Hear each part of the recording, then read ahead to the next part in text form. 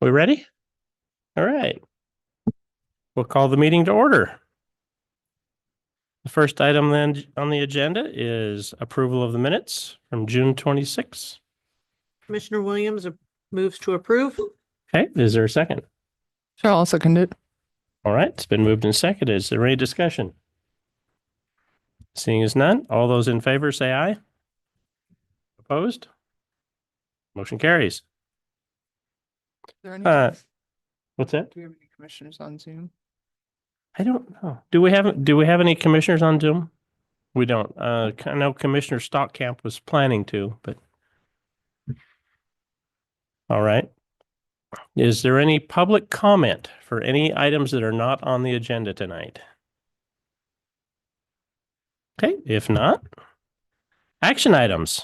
First is a public hearing on dark skies text amendment, and Tanya Saltzman will introduce that topic for us.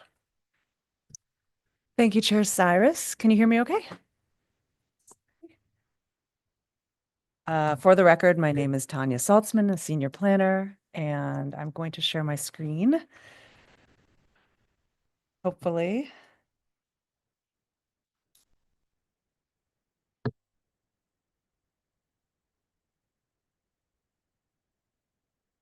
Always makes me so happy when it works.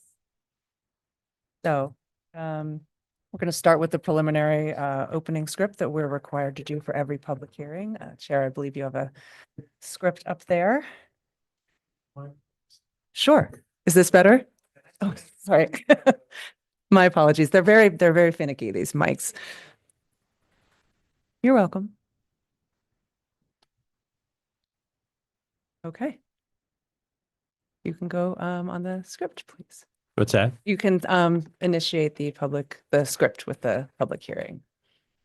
Yeah, because I haven't got to my point yet or part yet. Okay, I can do that part. This is the time and place set for hearing on file number 247-25-000-377 TA concerning amendments to Deschutes County Code 1510, outdoor lighting control. Staff will outline the hearing procedures that will be followed.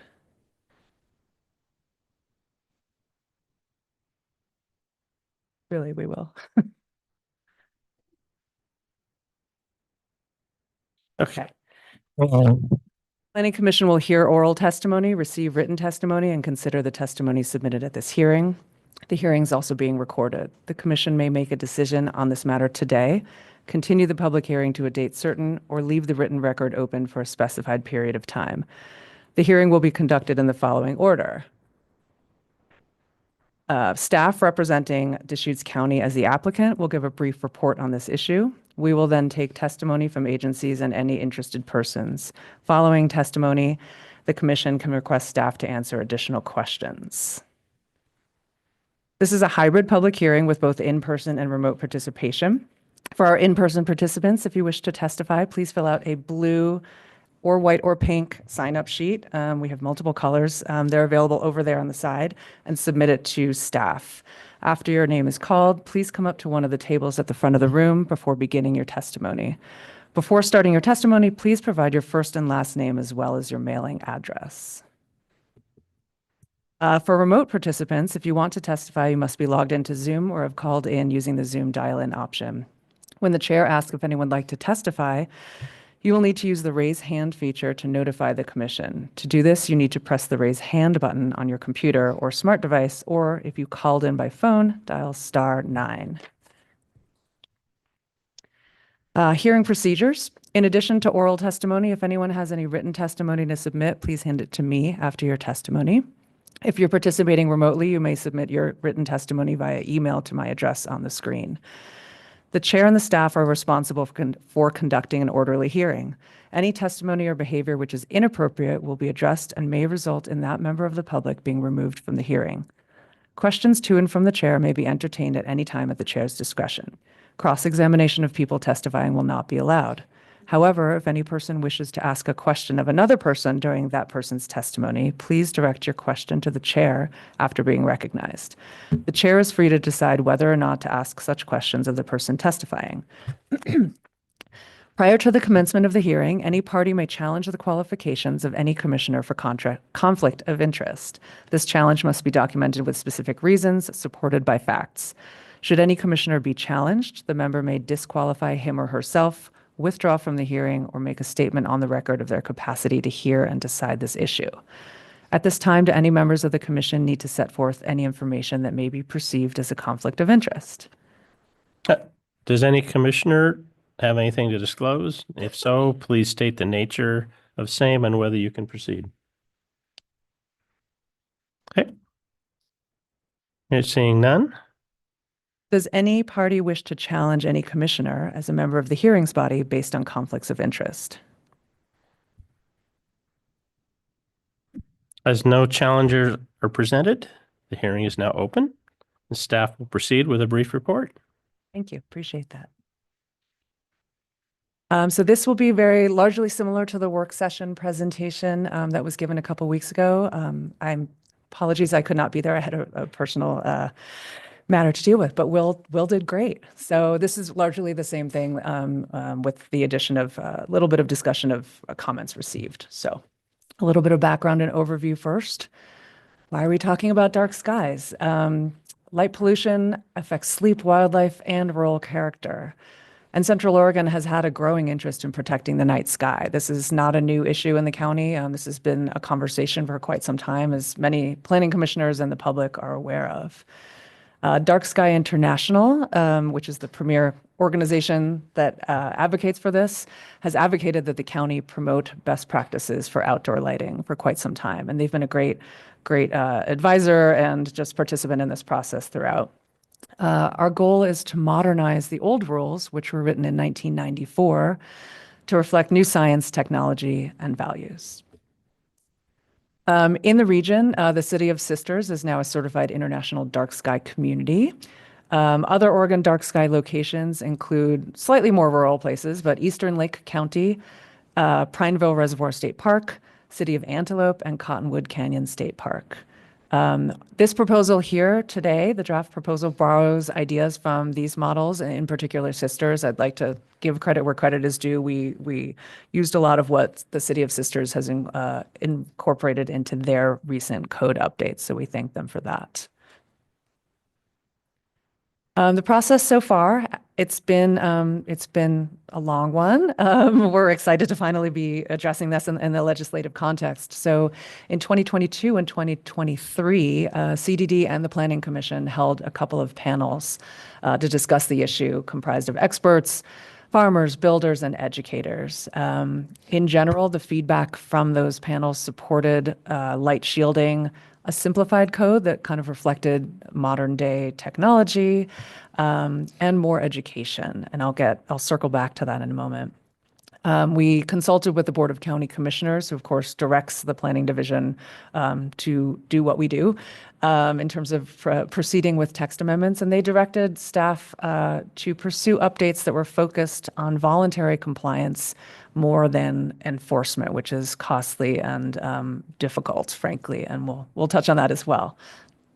And that's where we landed for these draft amendments. And of course, this is just a starting point in the legislative process. We want to hear from people about their opinions about the direction that this is going. But that's our starting point based on board direction. A little bit of background. So we're not aiming at this point for dark sky certification like the City of Sisters. We're edging, we're nudging ourselves slowly into that direction, but we're not pursuing that at this time. We're seeking to adopt the best practices and the guiding principles to have responsible outdoor lighting based on public input. Significantly, this is one prong. This legislative update to the amendments is one prong of a two-prong process. That second part will be outreach and education. Once the legislative amendment process is complete and we know what's in the rules, in the code, we want to embark on a public awareness campaign, public education to really get the word out on, what dark skies are, what as a concept, what the Deschutes County Code requires, what are best practices that are just good neighbor practices, good community member practices beyond what the actual code states, and just getting people aware of this issue. I think people are aware of it in a very kind of general conceptual basis, but our goal is to really educate people about what they can do specifically on their properties. The current code, as I noted, was adopted in 1994, which was quite some time ago, even though sometimes it seems very recent. Chapter 1510, outdoor lighting control. So in that code, the lighting rules largely depend on the bulb type and wattage. There's a series of tables that direct the level of shielding depending on that wattage and types of bulb. Partial versus full shielding is generally the distinction that's made in the current code. There's several exceptions for different uses, for motion detectors, for instance, correctional facilities, some things for holiday lighting, for lighting up flags, that type of thing. In general, the current code is focused on the shielding rather than the light direction or light trespass onto other properties. So the legislative approach and challenges to the current amendments or current proposed amendments. We have to balance the desire to regulate this with the ability to enforce and we want it to have teeth, but we want to be able to recognize the limitations of the community development department to look at these things and to enforce them and to regulate them. So it has to be easy to understand for everybody. So that means for the property owner, if they don't, the previous amendments, with the different types of light bulbs, not everybody knows what that is. So we're trying to streamline it, make it easy to understand. A code that's easy to understand is easier to comply with. A note that building inspectors at this time do not review lighting. The rules in this case need to be able to work without that step. And I realize that's a significant statement. And we have discussed it before, but in their processes right now, they don't review lighting. Plans are stamped with the note that people need to comply, but they're not as part of the final certificate of occupancy or inspection. Enforcement is another issue that is been brought up time and time again. It's rare and it's difficult. It's difficult to enforce because it's hard to capture the violation for a number of reasons. Sometimes it's an issue of property access, timing. Someone might have their light on at a certain time, but when the inspectors come, it's the wrong time. It's hard to measure sometimes the color temperature or the brightness. Photos don't always do it justice. As we all know, you can manipulate photos on purpose or not to reflect any kind of color temperature or brightness. So they're not an accurate piece of evidence. So these are all really difficult for enforcement. In addition to that, enforcement usually prioritizes issues of health and safety. So I think we'll use the example of an exploding septic system. That would take priority over enforcing lighting. And that is the reality of where we are today in our division. But that said, we believe that simpler rules will result in streamlined compliance as well as education. And our code enforcement team did reiterate this in discussions with them in the past. So a little bit about the amendments themselves. The key changes in the updated code, as I've noticed, they're simplified. Basically, the crux of the whole thing is one standard applies to all non-exempt fixtures. They must be 1, downcast, 2, fully shielded, and 3, have no trespass. And we define trespass in the code, but it's essentially trespass onto neighboring properties. So we've done away, and I'm skipping a point here, we've done away with the tables that are wattage-based and brightness-based, and just gone with those 3 key regulations. We've updated and clarified some of the definitions, removed a lot of terminology that's no longer relevant to kind of bulb type and that type of thing. And we added certain terms such as downcast and string lights, which is a big one, for clarity. We consolidated some sections, just generally reorganized the code to make it more logical and easy to follow. Some of the parts of the prohibitions sections weren't really prohibitions, they were more like exemptions. So we just made those make a little more sense in our opinion, as well as regulations pertaining to the lighting of signs. That was folded into other sections because it didn't need its own section. So just a little kind of cleanup in general of the code. The purpose statement is revised based on prior input we've received from Dark Sky representatives. This was super helpful in the past. The revised Gesundheit purpose statement reflects the need for lighting practices to be safe and responsible, recognizing the county's night sky as an economic and community natural resource. So it's really an asset to the county. And in many cases, and some of the testimony we've received thus far, people move here because they want this rural character, and part of that is dark skies. And that's, we've heard that time and time again, and it makes perfect sense. So we tried to have a purpose statement that would reflect that. We also added non-regulatory guiding principles based on those from Dark Sky International. Now, the City of Sisters did this in their code.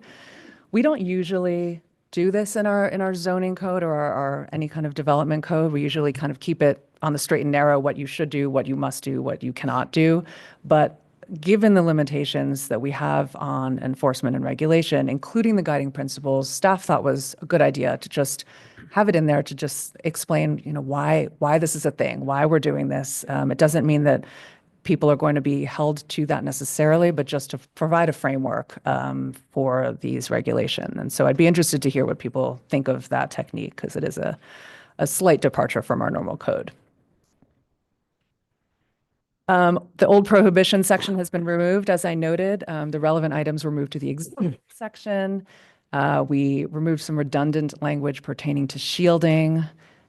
We have some new and reworked exemptions. String lights, this was not in the previous code, and it has been noted as an issue for some people and some neighbors. So we added some provisions, largely with the help of Sisters Code again. Other exemptions include publicly owned lighting like streetlights and searchlights.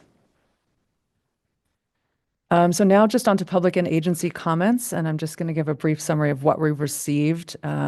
Further discussion of those really occurs during the deliberations, but we've received 6 public comments from individuals to date as of about an hour ago.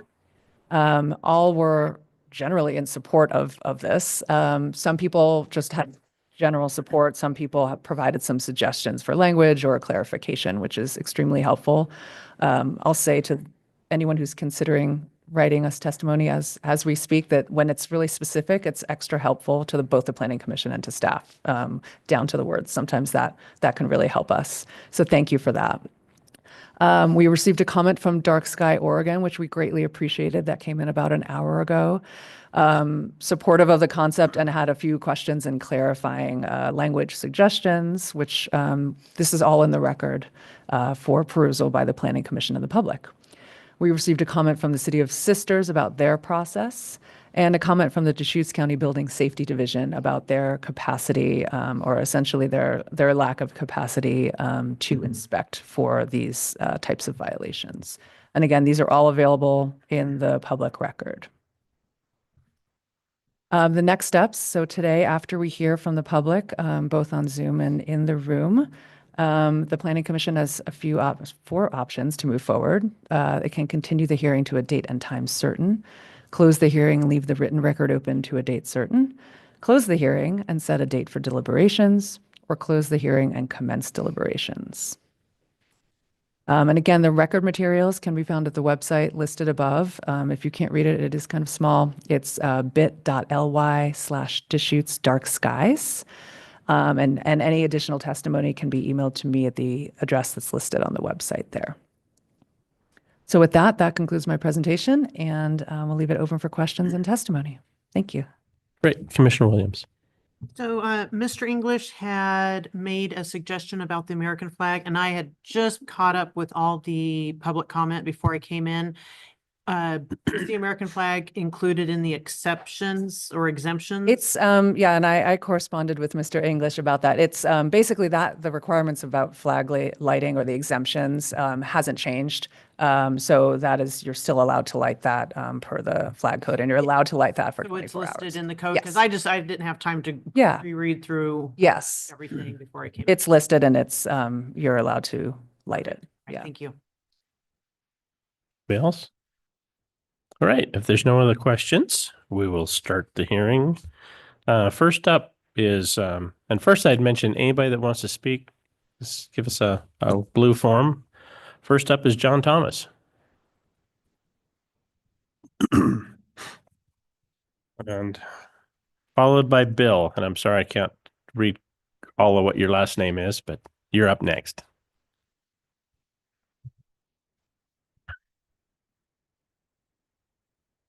Thank you for allowing me to speak. Could you, like I say, state your name and address for the record? Sure. My name is John Thomas, 61665 Cougar Trail, Bend, Oregon. I'm in Deschutes County.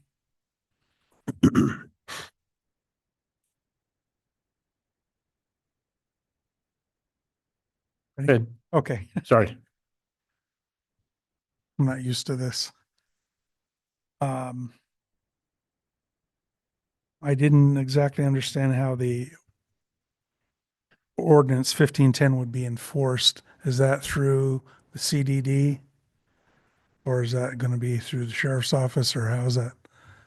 Well, I mean, Peter could probably better explain it, or Tanya, but it's essentially what we're asking for is your suggestions on how this is written, if there's enforcement, who would enforce it, et cetera. I mean, this is your opportunity to tell us what you want. When somebody fills out a code violation complaint form, the code enforcement officers, or whatever their title is, they read it, they come out to the location. Usually within a couple of days of the violation, according to 1510, they inform them of what needs to be done, and there's supposed to be a compliance. I'm not sure, because I don't know, follow up with those code enforcement folks, as far as they could come back out a week later to find out that they had complied or not complied. In my particular case, I'm dealing with a situation. I've stopped counting after 1,000 days, and I've filled out multiple things. And Mr. Katowski, if I can make an appointment with you at your convenience to discuss some things. And then if they do not comply, what is going to be their, I don't want to say the word punishment, if you will, but fine. I believe right now it's a $2,000 fine. And that seems pretty significant. I know it would be for me. At 11 o'clock p.m. is a fine thing to have. So after that, the lights go off until obviously the morning. But leaving them on all night, or putting a piece of a colored masking tape, if you will, over the light, but it still shines, is an issue, because it still shines off the offender's, I'm going to use that word, offender's property. In my particular case, it's 466.2 yards away, and it shines right in my house, and I can make little shadow puppets against the wall. It's annoying, to say the least. And it's not a little light. It's a big one. So, but I'll address those things at CDD. But other than that, I approve the simplicity of what I did read. I just want enforcement. Compliance first, of course. But if somebody outright refuses, or, a couple days later, after the inspector, the code enforcement person checks it out and makes sure it was complied with, that there's a shield, that it might come back in a month and see if it's there, so we don't have to keep coming into town and filling out paperwork and dealing with it.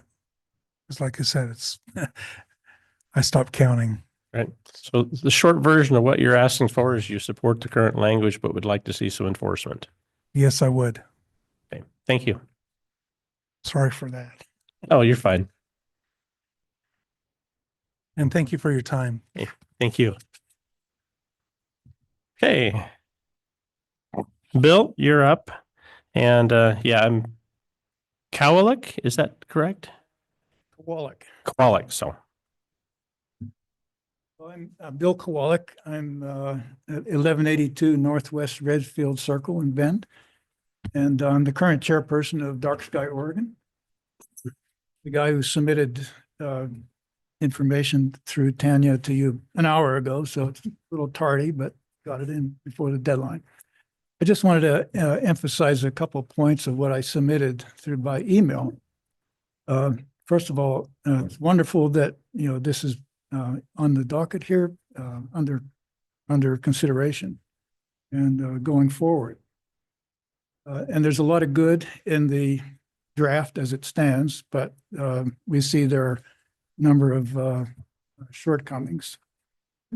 The biggest one, I think, is, at least I missed it in there, there's no particular specification for the color temperature of the lights.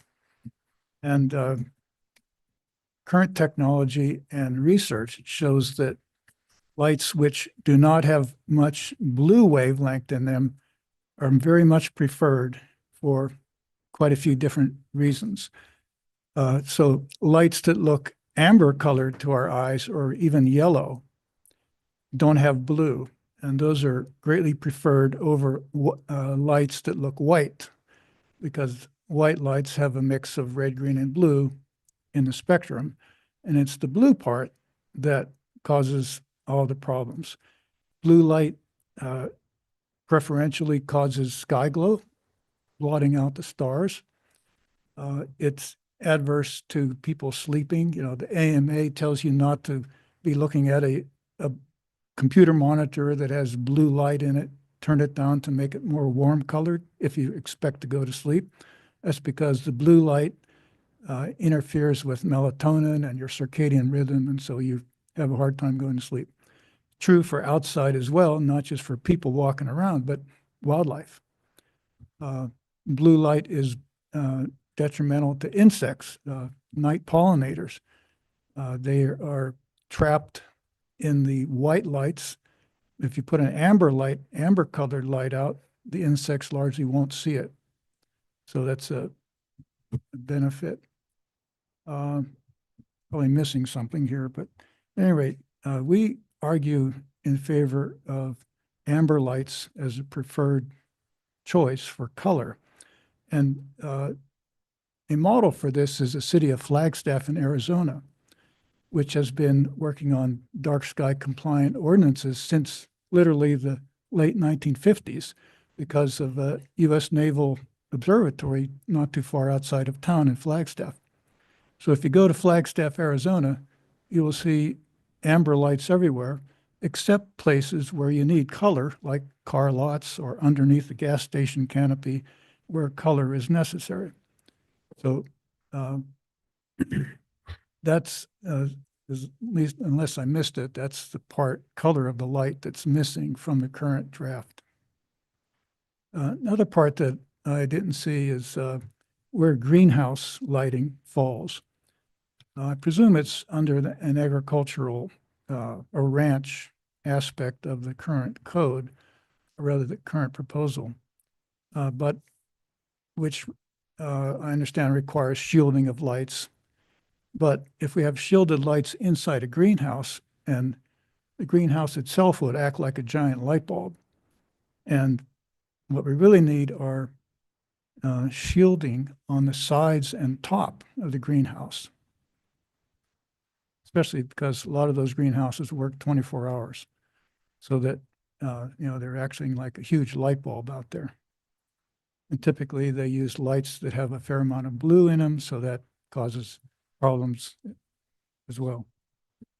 Another thing that I think is not specified clearly or could be better in the current draft is sports field lighting. Sports field lighting has come a long way since 1994, when the previous ordinance was written. And you might, for example, go out to Caldera High School to see the sports lighting there, which was installed not too long ago. It's really quite good.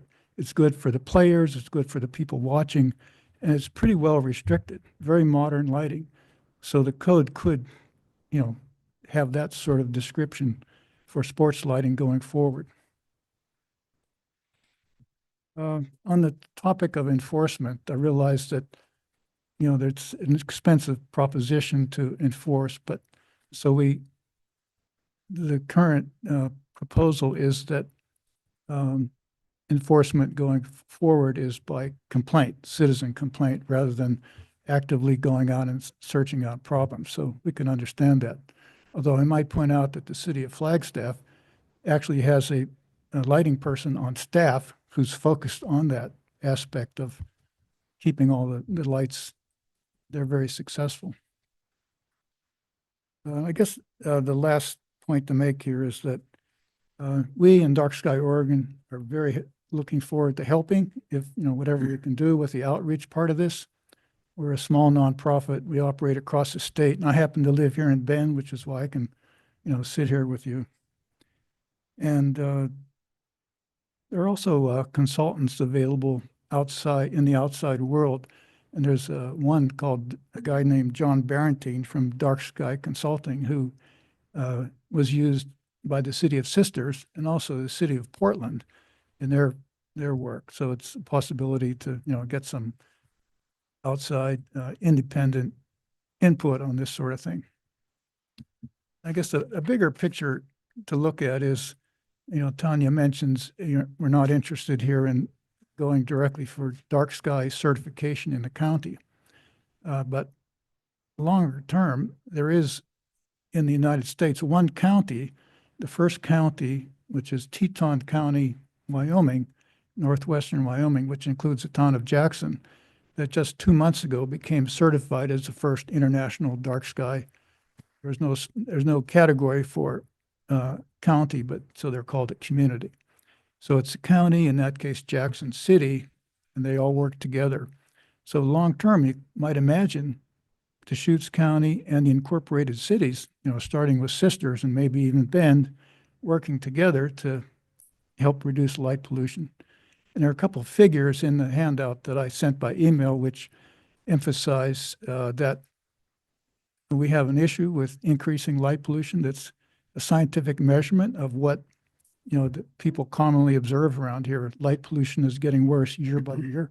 So we have a plot there of data taken from NASA satellite data that shows exactly that and how bad it is getting. And I guess the other thing is there's also a plot in there that shows the dramatic benefits if all the lights were amber in Central Oregon. It's really pretty surprising. So it's shielding and the color of light that's really quite important. So thank you for this time. So I have a quick question, and I see if anybody else does too. What would it require for Deschutes County to meet dark sky certification? Well, first of all, a lighting ordinance which meets the sort of the City of Sisters level of requirement and for shielding, color of light, basically specifications for all of the principles of responsible outdoor lighting, which are written into the header of this proposed ordinance that we have here. And buy-in from the business community and an ongoing effort to reduce light pollution. So it doesn't require the sky to be particularly dark to get the certification for a community. It's different for a park. A park, International Dark Sky Park like Prineville, has to have a certain level of sky darkness. Not so for communities. It just has to have an effort ongoing. There are quite a few cities, for example, in the state of Utah, which are dark sky communities. We have two here. We have, City of Antelope with a population of 30 people, and the City of Sisters, which is much smaller than, than Deschutes County or Bend, et cetera. But it's entirely a doable thing to get certified. Do you have a question?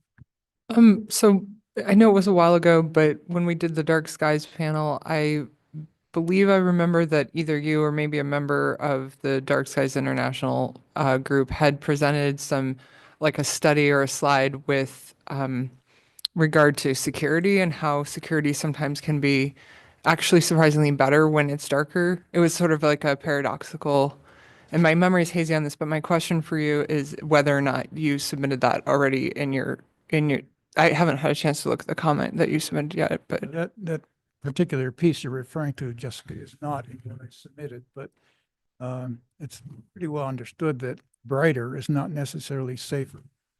Brighter typically means glare in your face, is, like walking up to a house with lights on the side that are glaring because there's no shielding, or anywhere else where there's no shielding. The situation here. So that light on the ground, not in a person's face, simply, especially, light that doesn't have a lot of the blue component. Turns out that another negative feature of blue light at night is that it scatters in our eyeballs. It's of a certain wavelength that it scatters around. That's why blue seems so much more glary than amber light.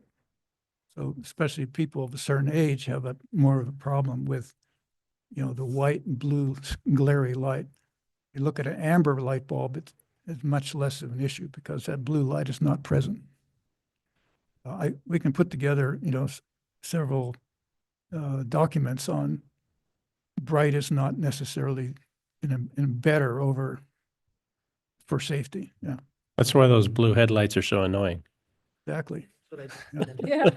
so we'll have to see what the commission wants to do in terms of leaving the record open, but I'm just trying to make sure that all the information that we might need is in the record when the hearing closes. Agreed. Thank you very much. Anybody else? Oh, Commissioner Kelly. How accessible is amber lighting? Is it something that we could buy at home? Thank you for, first of all, thank you for being here and educating us. Can you buy it like Home Depot or?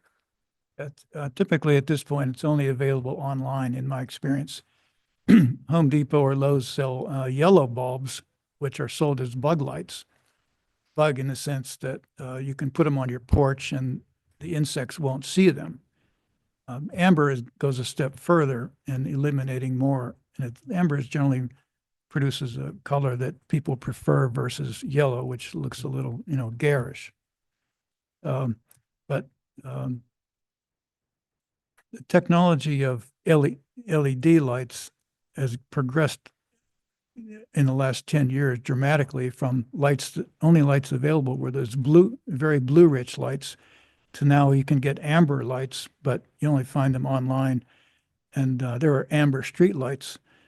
In fact, if you go over to the Marriott at Spring Hill where that is here in Bend, they have amber lights in their parking lot.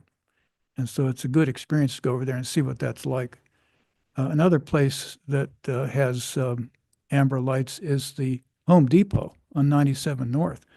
I think they haven't switched them out from the sodium vapor lights that we used to have on streets everywhere for 50 years. So if you go to Home Depot at night, you see those lights as an example of what those old-fashioned amber lights look like. But the Springfield Marriott has a newer type of LED amber lights. Anybody else? Great, thank you. Very welcome. Oh, sorry. Did you have any question? Did he have a question? Zoom hand raised. Commissioner Stockamp?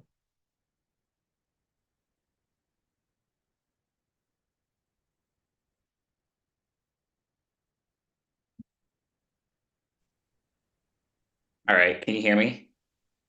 Barely. Okay, here. No, okay, a little closer. Thank you for that testimony, Mr. Kowalik. Kind of following up with Commissioner Kelly, I was just curious about the amber light because I hadn't looked into it as much. What's like cost effectiveness? I assume it's more. Is it more expensive than like LED light bulbs and stuff since you have to more so order it online? I've done some research into amber lights for like parking lots or street lights, and at least one manufacturer claims that the amber lights that they have are more efficient long-term because they last longer than the white lights. But you know, it's a manufacturer's claim. I don't have any personal experience with those, and you know, for amber lights like for your porch that you buy online, I don't see that they're any more expensive than white lights. Got it. Interesting. Appreciate your input on all this. Yeah. A good resource, by the way, ought to be the city of Flagstaff because they've been requiring amber lights for some time. So probably be worthwhile to talk to those people. Great. Any other questions? Thank you. You.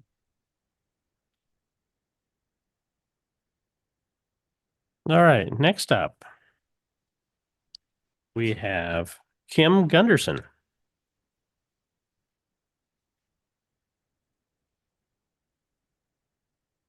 Hi, I'm Kim Gunderson, and my address is 20980 Gift Road, Bend, 97703. I'm in Deschutes County. And I just briefly wanted to say I am strongly in favor of as close as we can get to a dark sky certification, I hope in my lifetime. I recently went to a wonderful educational and informative meeting from the sisters people that have created their dark sky certification. And it was very eye-opening for me. I've lived halfway between Bend and Redmond since 1988, and I've felt so lucky to be able to see this beautiful sky full of stars and sometimes the Milky Way. But I've noticed over the years, you know, that's changing. And even though I don't experience some of the problems that people in the city experience living so close to one another, I learned from this meeting how this really affects wildlife, detriment to wildlife, especially migrating birds that get disoriented with the bright lights and are, you know, crashing into buildings. And we lose thousands and thousands and thousands, I think hundreds of thousands of birds every year. So birds are important to our ecosystem. So what I wanted to say was that I'm retired. I like doing volunteer work. I volunteer a lot in the community, and I think as you go forward with this and are wanting to educate the public, which I think is such a great way, we really need to do this in a kind, clear, simple way that people can understand and reach that compassion. So people like me use us, retired people. You know, I would love to go into the schools and go into all kinds of places, businesses. And once I'm trained to do that, I will go out and do you proud. So that is that. And the other thing I also was curious about is how accessible are the lights, the amber lights. And probably my guess as part of your process is that you will have a rapport relationship with the stores in the area that are selling light bulbs, and maybe we can get them to carry more of those things for us. I can easily buy things online, but some people maybe have a hard time doing that. So if we could have them more accessible, that'd be great. I'm trying to think what else I was going to say. That's pretty good for an old lady who didn't write anything down. So thank you. So you'll be our volunteer code enforcement. Yes, I'm happy. Actually, before my husband died, he and I went through the whole long process of doing a no shooting zone in our area on Long Butte. There were still people shooting guns. I almost got hit by a bullet as I was riding a horse. So we did that and we went door to door and we also put in the signs. So some signs are still standing. Right. Any questions? Great. All right. Thank you. Thank you. Right. Is there anybody online? Anybody else have anything to say? All right. What would the commission like to do at this point? Are you asking for a motion or just Yes. okay, I'll move to keep the written record open and close the oral part of the hearing, leaving the written record open until July 17th. Is that what we normally do? Like a week? I think 16, so they can get ready with the. Oh, yeah. packet. Right. Thank you. Till July 16th at the close of business. And yeah, that's the motion. Is there a second? Good second. Commissioner Williams, second. All right. Been moved and seconded to close the oral hearing and keep the record open until close of business on the 16th. So, is there any discussion? Yes, go ahead. I've just made the motion to get things moving. I'm also open to just discussing whether we want to have another like if we want to keep the hearing open for a second meeting. I'm open to that discussion. I just want to see what everyone thinks, if there's value in having another one of these, or if we feel like we got a good, we had really high quality turnout, but it is the middle of summer. I don't know if we should have another one. Commissioner Williams? I would say closing the public hearing and leaving written open would be fine because we did get, if you include the gentleman who's on from Sisters, because Tanya said we had 6 public, but his comment was put under public. So we had 7 public that I was aware of. And I was fairly pleased from our last meeting to see that much. And I think the gentleman from Dark Skies might be able to submit some visual information that we could look at online. Okay, go ahead. One other reason for closing the hearing but leaving the written open is that I hope that people will also consider giving testimony at the Board of County Commissioners meeting, since those are our elected officials and they will be making the decision about this. We're advising them. So maybe people who have already given testimony and other people out there listening who maybe feel like, oh, disappointed I didn't get a chance to say something in person, there's still also that opportunity to speak directly to them. I would concur. And I would just encourage anybody who has specific language. General comments are great, but it requires us and or staff to interpret how that could be incorporated. If you guys have got some very specific, red line suggestions on changes in the code, I'd love to see that kind of detail. It makes our job easier if we can look at specific language and say, hey, that's a great idea. But yeah, help us out. Tell us what you want, and we'll see what we can do. So with that. And does Commissioner Kyrus then recommend setting deliberations for the 24th? Yeah, let's add that into the motion. Thank you. Okay. Take that as a friendly.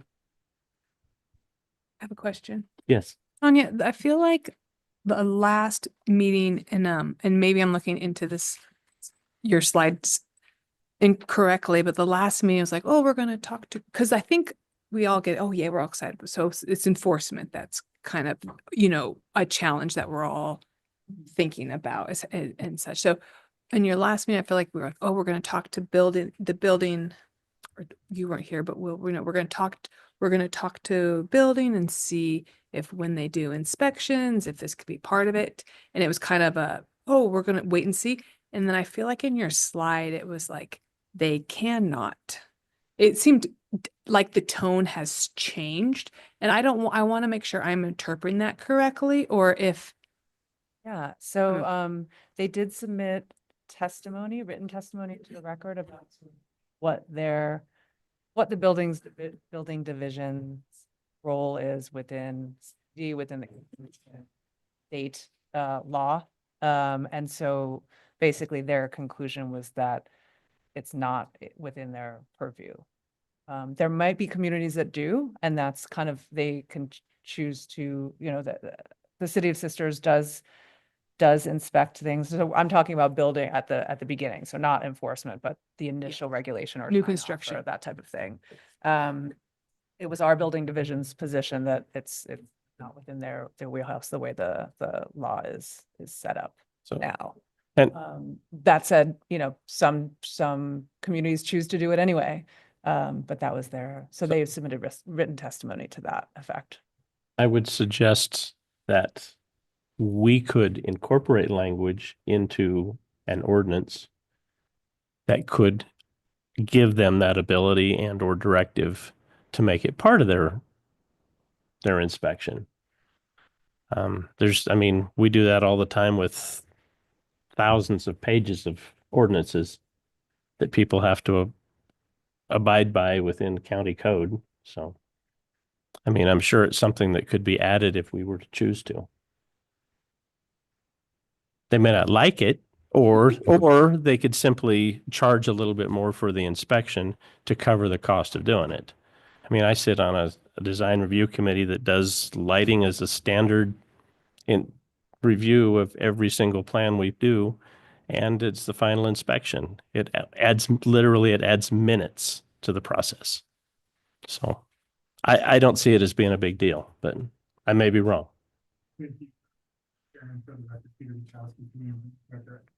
City hearing is still open, and the planning commission is considering leaving the written record of that amendment.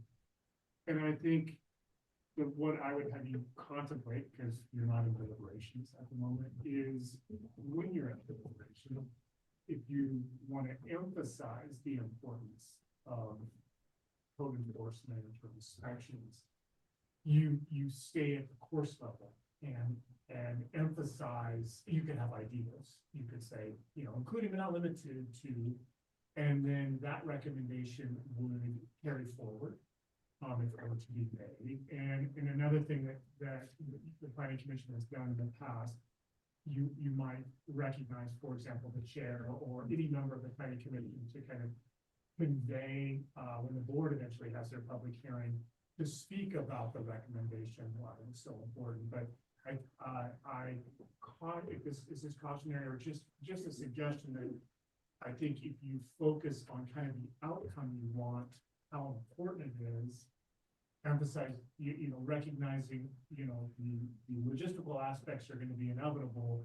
I think it will then compel the board to take that into consideration and ultimately determine if that's something that they want to implement and determine how best to do it, as opposed to saying, I think, division X or employee Y should be doing that. I think you can emphasize what the outcome you want. I'm just repeating myself now, and then letting the organization, ultimately the board, figuring out that's something they want to do, how then the department can incorporate that into our responsibility.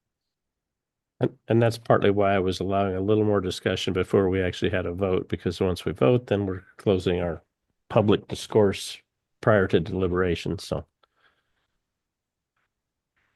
any other comments before we vote? Okay, all those in favor, please say aye. Aye. Opposed? Aye. All right, motion carries. We will, there'll be another roughly a week to submit written information into the record, and we'd certainly appreciate and welcome any additional. Yes, so the 16th, Wednesday, by 5 p.m. to my email address, which is Tanya.Saltzman, SALTZMAN @Deschutes.org. And we will deliberate the Planning Commission will deliberate on July 24th, just to get it out there. Thank you. Appreciate it. So, Nicole, did you have some? Oh. Great. All right. Next up, we have a work session on a property line adjustment minor variance text amendments. Thanks for coming, folks. Thank you. Thank you.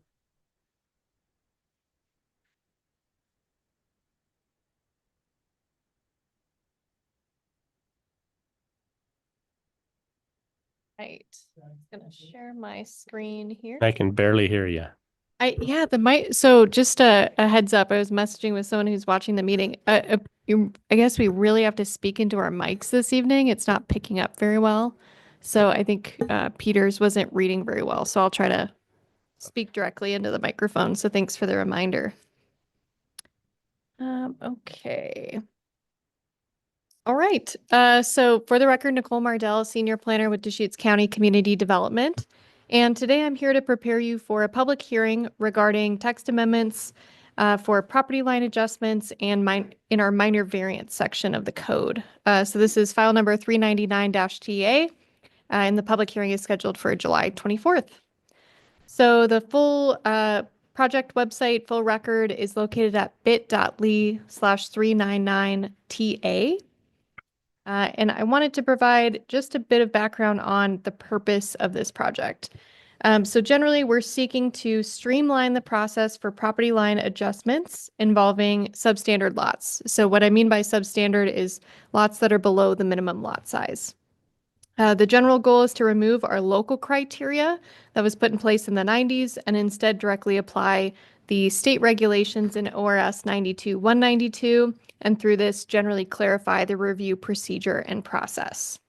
So a bit of background on this topic. Prior to 1991, property line adjustments in Deschutes County had very few regulations, both in local code, and there wasn't much guidance in state law.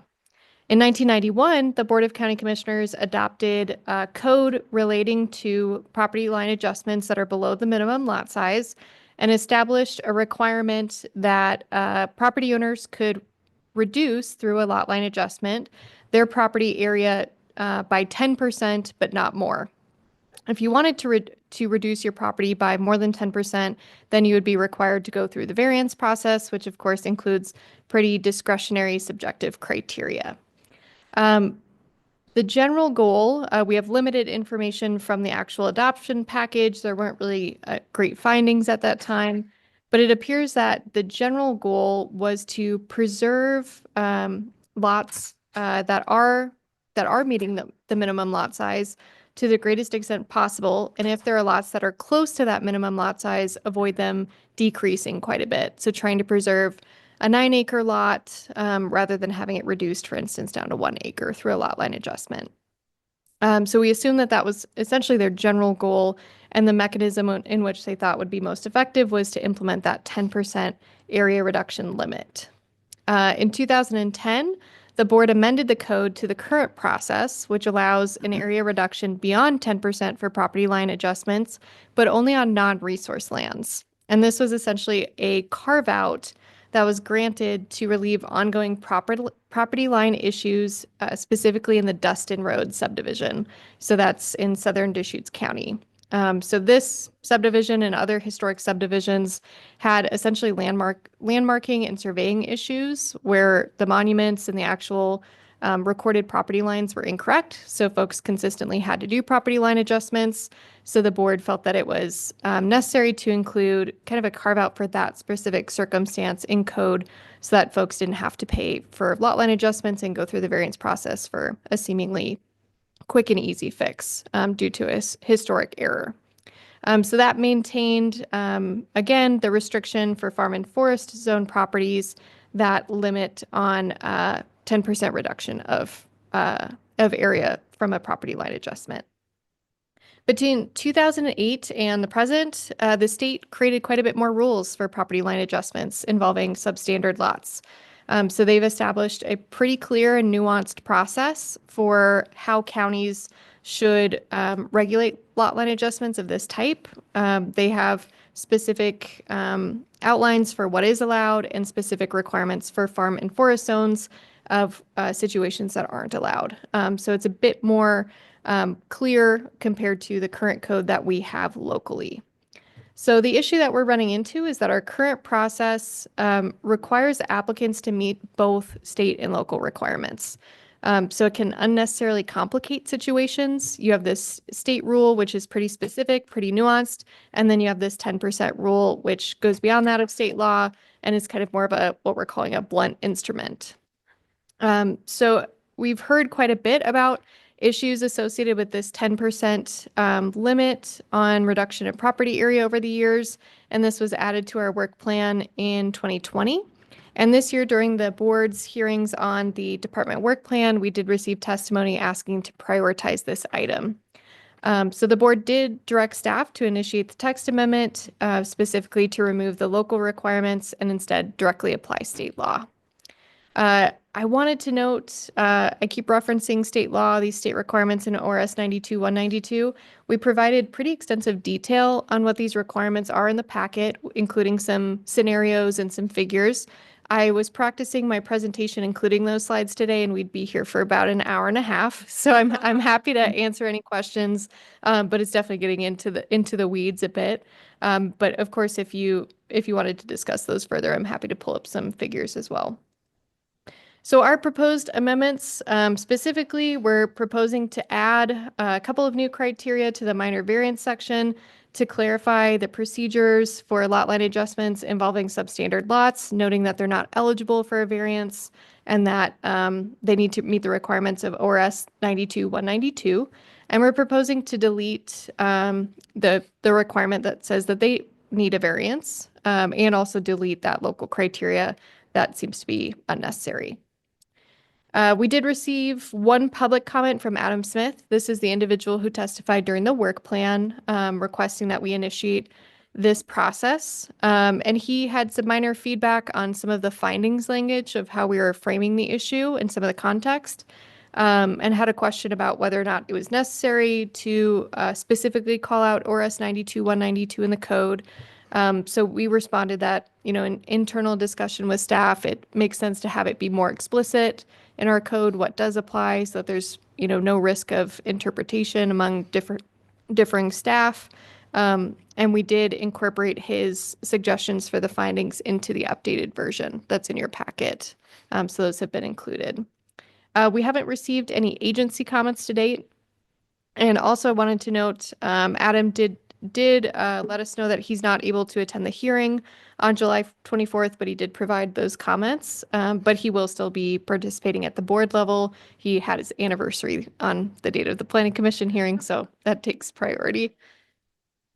With that, wanted to note that the public hearing is scheduled for the 24th, and I'm available for any questions. Thank you. Great, thank you. Any questions?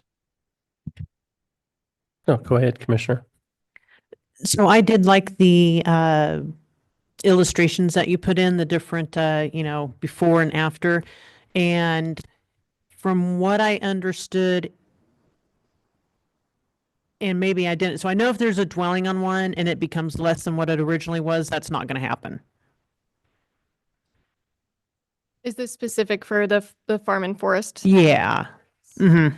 Right. So, so there's pretty specific limitations for farm and forest owned properties. So yes, it's pretty restrictive if you're essentially reducing a parcel that already contains a dwelling. It may or may not meet the minimum lot size. There's a few different situations in the statute. But yes, if you're essentially reducing that property area in order to try to qualify for a dwelling on the other parcel, it's pretty limited. Okay, and say like RR10, non-resource land. Ton of properties in the South County that are zoned RR10, but are like acre, 2 acres, this, that. Say there is a vacant lot between two dwelling lots. And if you take a portion of the non-dwelling lot to a dwelled lot, but it still keeps them both under the RR10. Is that permissible? Yeah, that's a great question. So I believe what you're referring to, it's figure 3. Mm-hmm. So that's where it's under ORS 92-192-3B. And it states that, oh, well, you can stay up here. And it states that If both parcels are smaller than the minimum lot size before and after the property line adjustment, that's okay. And that's for that non-resource land. Mhm. Again, once you get into farm and forest, it's different. But in that scenario, in the RR10 or MUA 10 zone, it would be allowed. Okay. And then one thing I would like to say about this text amendment and then just what we've been doing recently, I personally am liking that we're trying to refer more to the ORS versus trying to write all our own language so that when the Oregon rules and statutes change, we're just still referring to that and we don't have to come back and clean up our code. So I do appreciate that you folks have been doing that a lot recently. Anybody else? All right. Well, thank you. And with that, do you have any comments? Staff comments? I don't think I do tonight. Thank you very much. Great. Thanks. Will. Good evening, Planning Commission. Peter, Planning Manager Will Groves. Just wanted to acknowledge that we're continuing to process some things we talked about in the past. No real updates associated with that. We talked about that we're going to be visiting the board on likely July 23rd. Talk about some opportunities that we've discussed at previous meetings, and that still seems to be on schedule. Oh, am I not close enough to the microphone? Okay. July 23rd. Any questions for me? Nope. Thank you. Tanya, do you have anything more? Stephanie?